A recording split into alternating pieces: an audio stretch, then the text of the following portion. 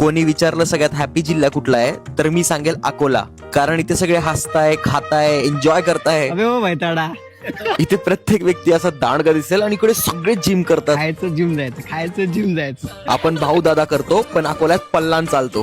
पल्लान हाक मारतात छाती बाहेर. अरे बलान कुठे चालला रे बलान? काय म्हणतो बलान? बोला काय बोलते मला? जरी हे लोक तगडे दिसत असतील, तरी त्यांच्या आतमध्ये एक इनोसंट प्रेमळ व्यक्ती लपलाय. इतकं आयुष्य गेलं की बाहेर कुठे करमतच नाही. मित्रमंडळीत असता इथं. तसल्ली पुरी हो जाएगी तुम्हारी. जाओ. त्यासाठी आम्ही चाललो गेलो राजेश्वर मंदिरात, जिथे भारतातली सगळ्यात मोठी कावड यात्रा भरते. मग पाया पडलो, इच्छा मागितली आणि जॉईन करून टाकलं एका भजन ग्रुपला. मला आज अक्षयने होस्ट केलं होतं आणि हा मुलगा सगळ्यांची गप्पा मारत होता. मला असं वाटतंय की अकोल्यात सगळेच सगळ्यांना ओळखतात. त्यानंतर त्याने अकोल्यातले फेमस आयटम खाऊ घातले. त्यात खस्ता एकदम बेस्ट वाटला.